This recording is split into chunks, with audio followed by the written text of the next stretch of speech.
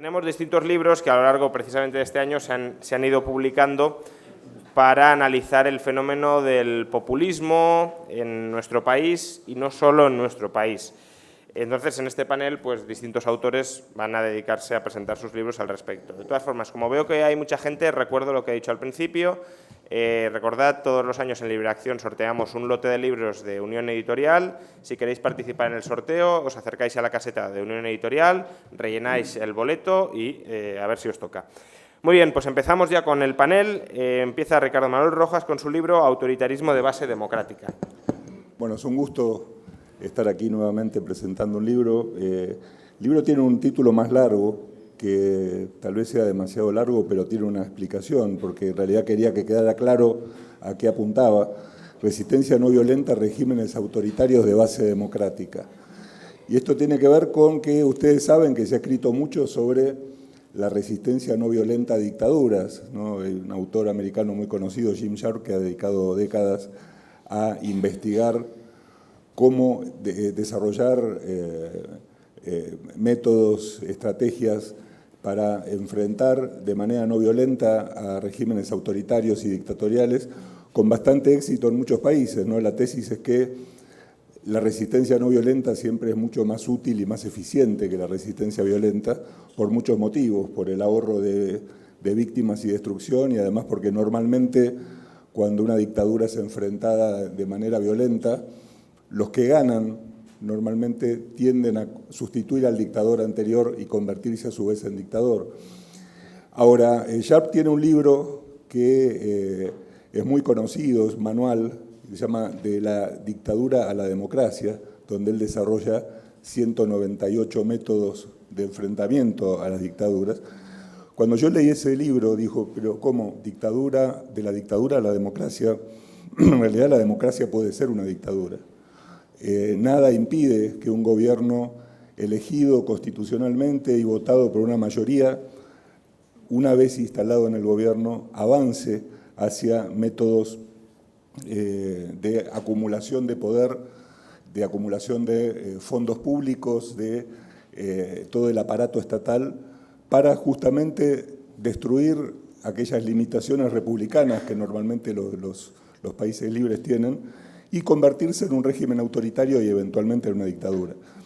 En América Latina tenemos muchos ejemplos de eso a lo largo de las últimas décadas, y por eso lo que yo intenté en este libro es no escribir un libro de corte académico, sino tratar de desarrollar una cantidad de ideas de cómo una especie de plan de trabajo para elaborar estrategias para dos cosas fundamentales.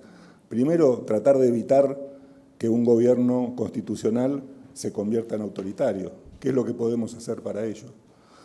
Y en segundo lugar, una vez que eso falló y que el gobierno avanzó en su poder y fue eliminando las limitaciones que las propias constituciones establecen, ¿qué cosas podemos hacer para combatir de alguna manera a este avance en las libertades?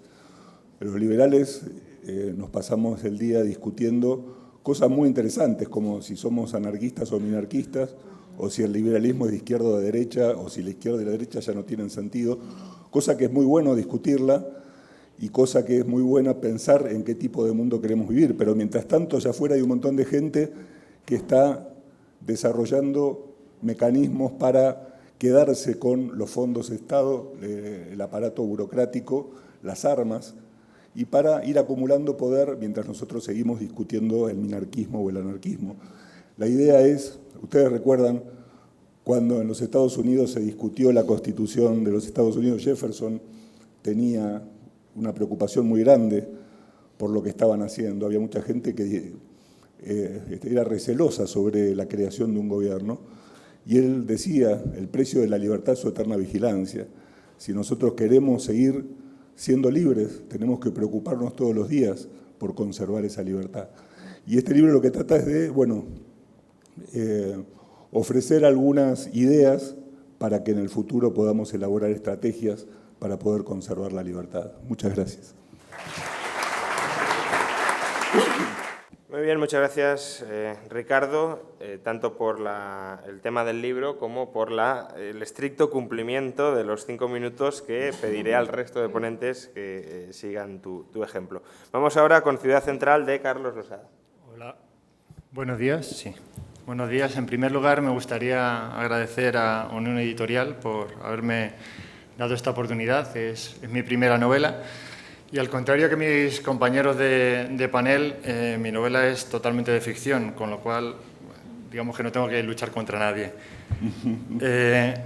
No obstante, a pesar de que su nombre es Ciudad Central y a pesar de que es ficción, es una distopía en cierto modo muy cercana, hay que tener en cuenta que hay muchos elementos que se asemejan mucho a la realidad que nos rodea. Sobre el argumento puedo comentar un poquito así por encima, que se estructura en torno a 8 personas que van viviendo una serie de vidas cruzadas, van uniéndose en la trama en un momento en el que la ciudad está sufriendo cambios muy radicales que ahora os cuento un poquito. Todos estos sucesos marcarán la vida de estas personas, les hará huir hacia adelante, como podríamos huir cada uno de nosotros, pero en la novela siempre hay un punto que es el mirar hacia el pasado, el tener una serie de errores, de miedos que nos atenazan y que en el fondo nos hacen caminar muy lentamente hacia lo que es nuestra evolución. Entonces, todos ellos se tendrán que enfrentar a una serie de acciones en las que tendrán que conseguir seguir sus principios, porque es muy importante seguir cada uno de sus principios, pero como siempre, no todos lo consiguen.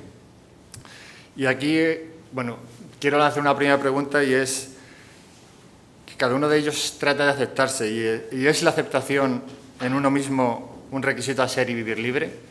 Esa por una parte. Profundizando un poquito más en la temática de la novela, su nombre es Ciudad Central, es el nombre de la urbe donde viven todos los personajes y como tal es un protagonista más. Es un protagonista más porque cuando lo leáis, los que lo leáis, veréis que tanto los barrios como la idiosincrasia es muy española, incluso europea, con lo cual tiene toda esa parte buena y parte mala que tiene la cultura occidental. La ciudad, en el momento en el que comienza la novela, vive en un idilio evolutivo.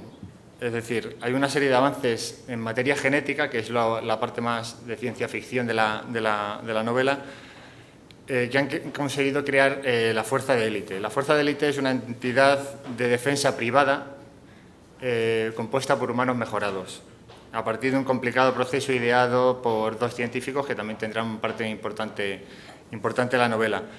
Por supuesto, estos policías del futuro son considerados como héroes por la sociedad, a pesar de que siempre es peligroso que haya personas con tantísimo poder, por muy controlados que sus creadores los tengan.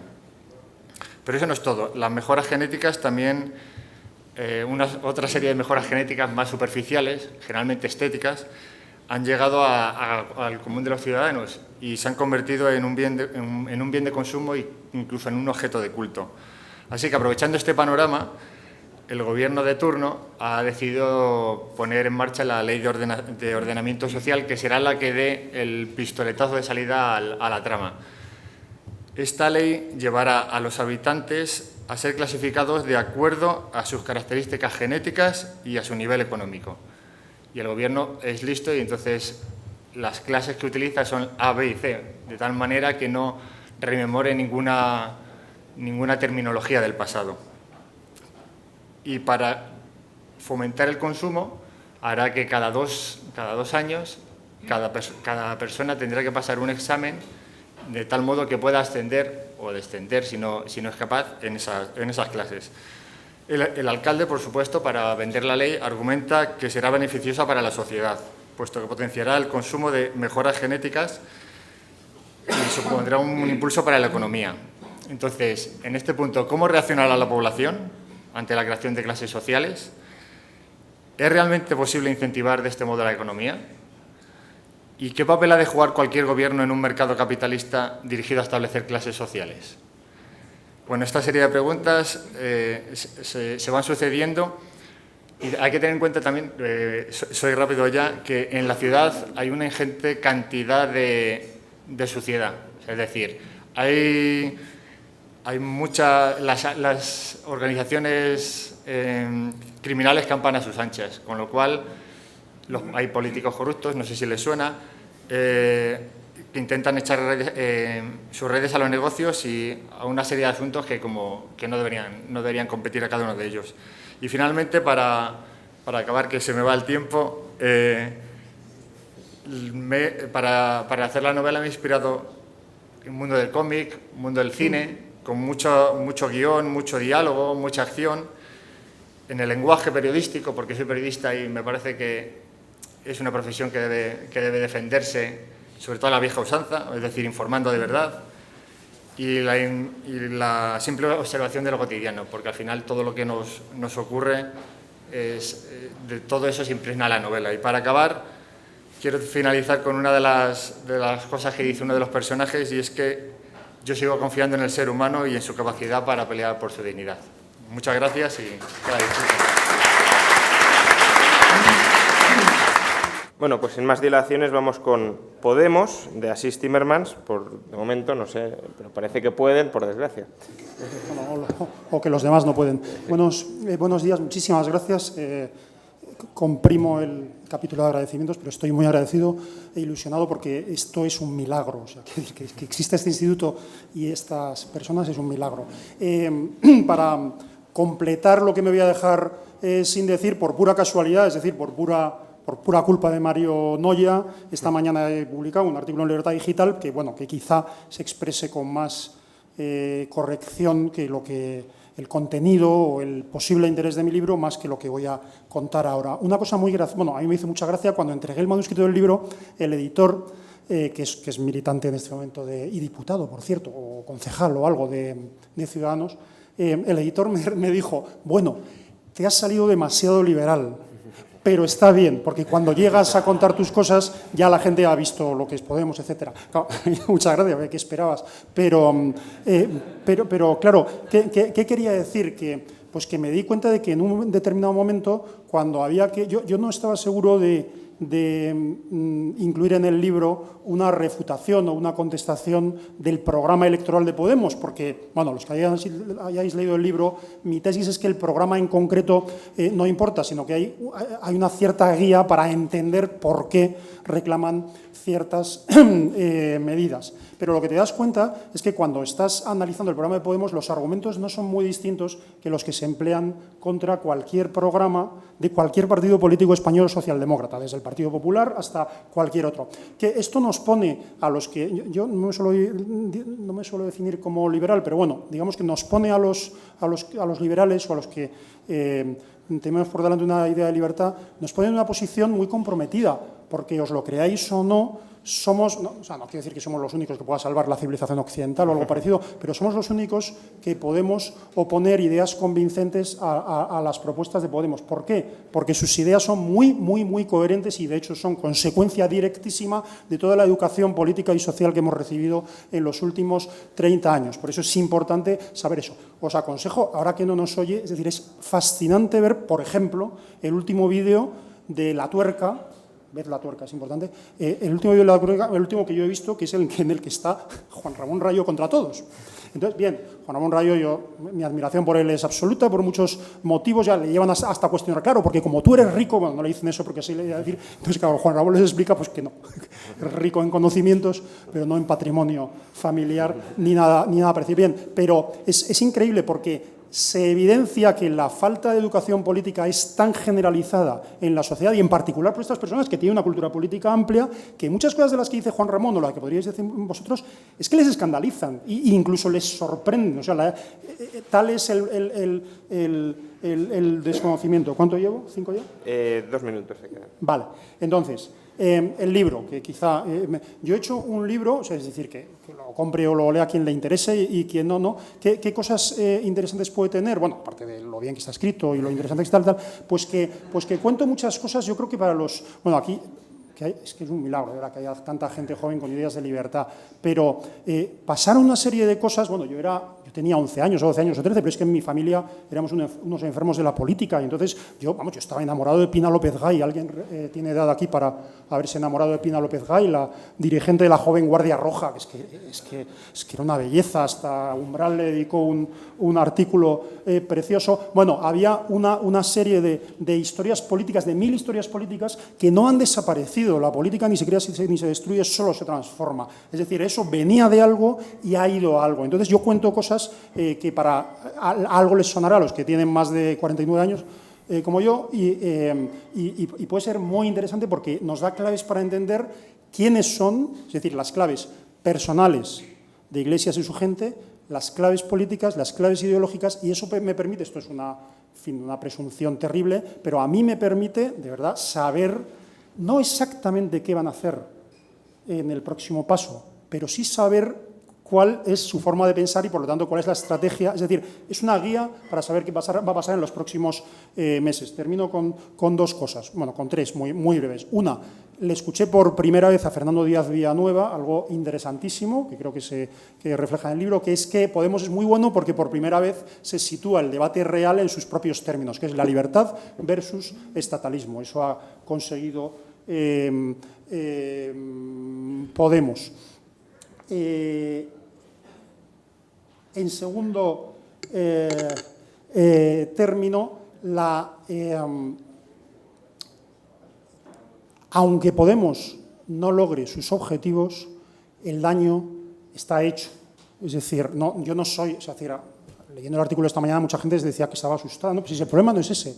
El problema es que ahora mismo la esperanza de regeneración de una sociedad está en partidos socialdemócratas que tienen la extraña virtud en este país de resultar creíbles u honrados. Quiero decir, eso es una cosa absolutamente tremenda. Y nada, bueno, como se trata de presentar el libro... Ya, lo último que iba a terminar, estaba hablando, intentando recordar qué era eso tan importante. Sí, el libro empieza con una cosa que a mí me resultó muy impactante y por eso la cuento, y es verdadera, que es una anécdota, que es que yo no le conocía, había hablado, coincidido, pero conocí a un economista, a un asesor de Zapatero, David Taguas, a muchos de vosotros le conocéis, era un economista brillante, no era un liberal despendolado precisamente, pero era un economista brillante. Le conocí 4 días antes de que murió casi de repente, y le hicieron una entrevista en 13TV, y como nadie sabía nada de él, pues las preguntas eran absolutamente estúpidas. Es decir, entonces el único que sabía algo, no mucho de él, era yo. Entonces le hice algunas preguntas pertinentes, entonces salió muy enfadado y se desahogó conmigo durante media hora y me dio una absoluta lección. Y cuando yo, para hacerme el interesante, termino con esto, Juan Ramón, cuando yo, para hacerme el interesante, le decía, bueno, sí, pero la gran coalición, y entonces David era muy brusco, me decía, eso no va a ser posible, porque entre los dos partidos políticos ya no van a sacar el 50%, y en 2015 va a haber una cosa muy grave, que es una incertidumbre que va a dar lugar a lo que estamos viviendo en estos días. 4 días después murió David Taguas. Hay un cierto homenaje a los que han hecho esas predicciones, y el libro lo que ha pretendido es animar a gente como vosotros, en realidad, a difundir ideas, porque estamos hablando de una batalla de ideas, no de las miserias de los partidos políticos que pueblan los periódicos este día. Muchas gracias. Muchas gracias, Asís. Justamente hablas de incertidumbre o incertidumbre régimen, y ya sabéis que esta es una de las principales aportaciones teóricas que el premiado de este año en la Cena de la Libertad, Robert Hicks, ha alumbrado para la ciencia económica, y de hecho dentro de unas horas estará aquí Robert Hicks con Carlos Rodríguez Brown y en parte hablarán de esta incertidumbre régimen. Bueno, vamos ahora con un libro que fue el libro revelación, no sé si del año, pero desde luego sí fue el primero que salió con respecto a Podemos, y ya sabéis que quien da primero da 2 veces, con lo cual el libro funcionó muy bien y fue coordinado por John Muller, y la idea fue muy buena de nuestro editor, nuestro querido editor Roger Domingo, y bueno, pues se llama Podemos deconstruyendo a Pablo Iglesias. Muchas gracias, Juan Ramón. Efectivamente, la idea nació de una constatación. Roger forma parte, nace en una conversación en la que constatamos que el día 25 de mayo, el 24 de mayo, cuando Podemos consigue sus 5 escaños en las elecciones europeas, si repasabas la colección de periódicos que podías tener en tu casa de esa misma semana, no ibas a encontrar ni una sola entrevista con ningún líder de Podemos, ni un solo análisis que le diera un escaño, ninguna información relevante, salvo algún breve sobre sus últimos mítines, ¿no? Esa falta de información pues iba a ser acuciante a partir de que esta gente debutara públicamente, y se nos ocurrió hacer este libro, que sin duda, si Roger no hubiera apoyado la idea y no la hubiera tomado como propia, pues nunca se hubiera materializado, porque fue él realmente el que persiguió como un picador a los autores para que entregaran los textos a tiempo. Y bueno, yo solo hice muy pocas cosas, escribí un capítulo y una introducción y nada más. Bueno, ha resultado ser un bestseller. Es un libro, yo siempre he dicho, sin desmerecerlo, no lo digo de manera peyorativa, es un libro oportunista porque apareció en la oportunidad. Hay una gran cultura de instant book en Estados Unidos y en el Reino Unido. Ahí, cuando ocurre un fenómeno de cierta trascendencia, los periódicos suelen editar sus propios libros instant book sobre estos fenómenos, haciendo grandes reportajes. En España no lo hay tanto, y afortunadamente este libro sí ha funcionado y se ha convertido, bueno, Roger está ahí para atestiguarlo, en un auténtico bestseller, ¿no? Yo lo que os puedo decir es que fue el primero y como tal tiene ciertas deficiencias. Incluso Asís, que ha hecho un libro magnífico y que lo hizo un poco tiempo después, y con lo cual la profundidad de su análisis es muchísimo mayor que el nivel al que descendemos nosotros, que no deja de ser epidérmico, sobre todo en algunas cuestiones que tienen que ver con el partido, con la estructuración del partido y con la sociología del votante de Podemos. Ahora han salido muchísimos más trabajos más elaborados. En concreto, hay una especie de spin-off que ha hecho José Fernández Albertos, que es un sociólogo que colaboró con nosotros en este libro. Acaba de sacar Podemos del partido de los indignados al partido de los excluidos, donde se ve, él hace un estudio muy detallado de la evolución del votante de Podemos, cómo pasa de ser un votante movilizado, estudiantil, que básicamente conecta con las ideas de Podemos en la universidad, a ser un voto, aglutinar el voto de los que podríamos llamar como los perdedores de la crisis, la gente que perdió el trabajo, parados de larga duración, gente que ha visto que ha cambiado de clase social, pues porque había conseguido ponerse en la clase media y de pronto se ha depauperado y ahora ha perdido su vivienda, ha perdido su trabajo, ha dejado de poder mantener un estatus social. Pues ese tipo de análisis que ha cuajado después, pues no lo tenemos. Es verdad que también hay una cuestión muy importante. El programa que analizamos aquí, y esto quiero contarlo porque justifica muchas de las cosas que están pasando ahora, el programa de las europeas de Podemos no tiene nada que ver con lo que pasó después. Fue uno de los elementos que ellos rápidamente detectaron que les quitaba credibilidad como partido político. Ellos se dieron cuenta que ir proponiendo la renta universal o el no pago de la deuda era un elemento controvertido que la ciudadanía rápidamente detectaba como una promesa incumplible y que les convertía en un partido de soñadores, que está bien para ir un día a la Puerta del Sol, pero no para votarles en las elecciones. Eso ellos lo fueron cambiando. Su programa, en ese sentido, ha cambiado radicalmente. La renta universal dejó de ser universal hace ya tiempo. El no pagar la deuda también dejó de ser una de las banderas de lucha de Podemos. Y han empezado a ser, les ha costado mucho generar un programa atractivo. De hecho, su programa sigue siendo confuso y está mezclado con... Me queda un minuto, ¿no?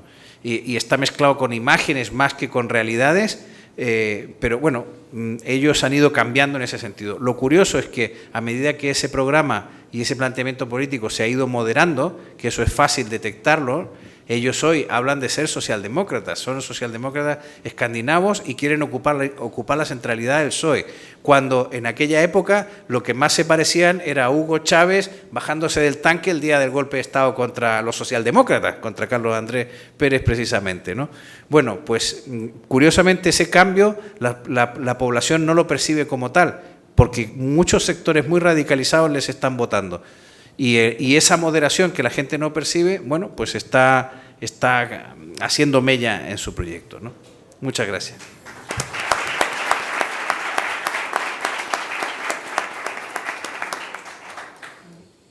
Bueno, y vamos ya con el último libro. Justamente hemos tenido bastantes libros sobre cuáles son las ideas profundas de Podemos o cuál es la composición de su votante, pero ante todo Podemos también es un fenómeno de marketing, de saber vender una marca, de saber vender una especie de contenido, de saber vender una ilusión, y esto es lo que pues en parte recogen, analizan David Álvaro García y Enrique Fonseca en el libro disculpad, el método Podemos, y es que me estaban llamando justamente en este momento, el método Podemos.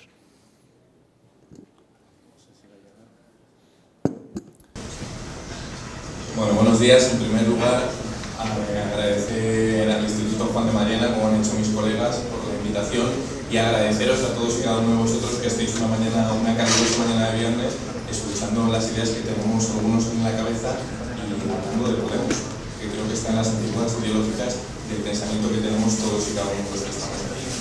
Si uno analiza lo que ha pasado el domingo, se da cuenta que Madrid y Barcelona, la capital de España y la segunda ciudad más grande de España, están en manos de Podemos.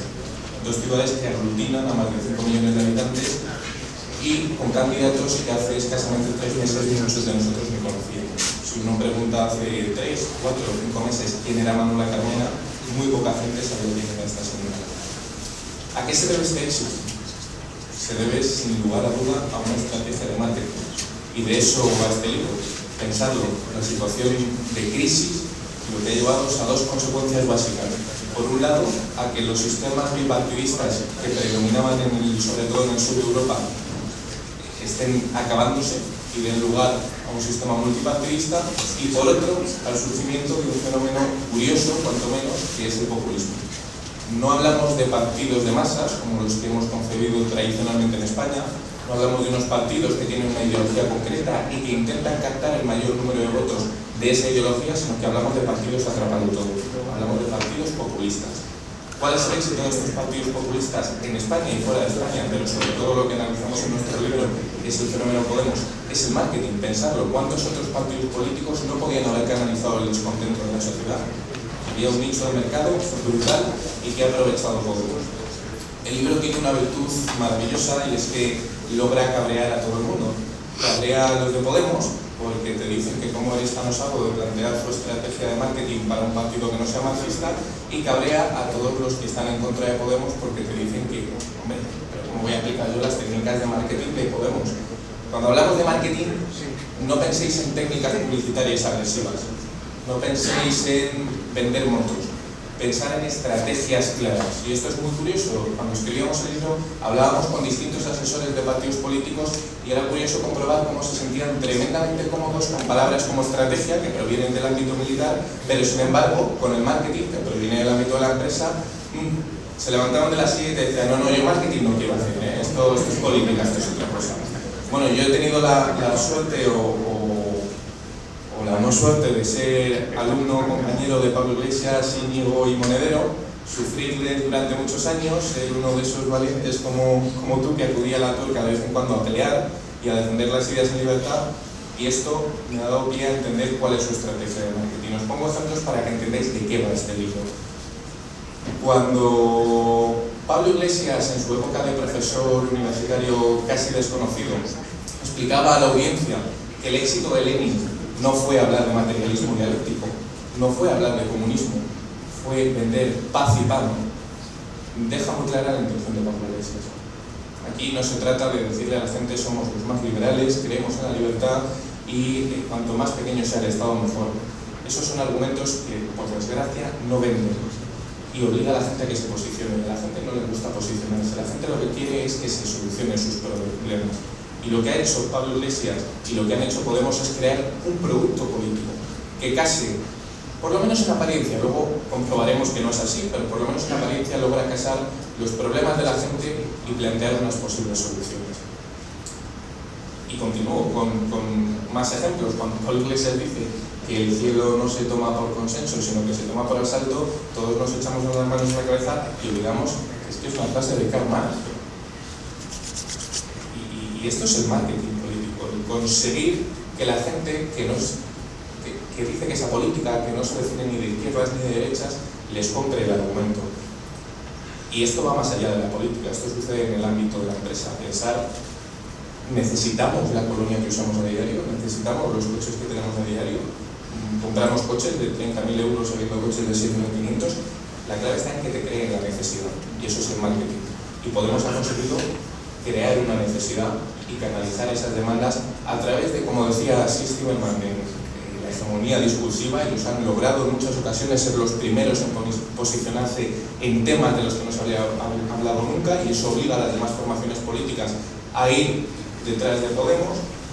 Ha conseguido una cosa maravillosa, que es llevar a la práctica el concepto de hegemonía política. Ha logrado canalizar las demandas e inquietudes de distintas plataformas que se comportan como si estuviesen en compartimentos estancos, la marea blanca, la marea educativa, los funcionarios, y canalizar todas sus inquietudes de una forma transversal y que confluyan en la figura de un líder político que se llama Pablo Iglesias, ni más ni menos. Y este es el éxito de Podemos. Con independencia de lo que suceda en el futuro, Podemos ya ha ganado. Podemos ha movido el tablero de juego político, lo hemos visto, en las grandes ciudades el bipartidismo ha salido muy tocado, en el campo no tanto, y el éxito, en nuestra opinión, se debe al marketing. Y si yo os animo a que compréis el libro, lo leáis, y si no es por la estrategia de marketing, que sea por el prólogo de nuestro gran amigo Brown, que es magistral y está ahí al fondo. Gracias.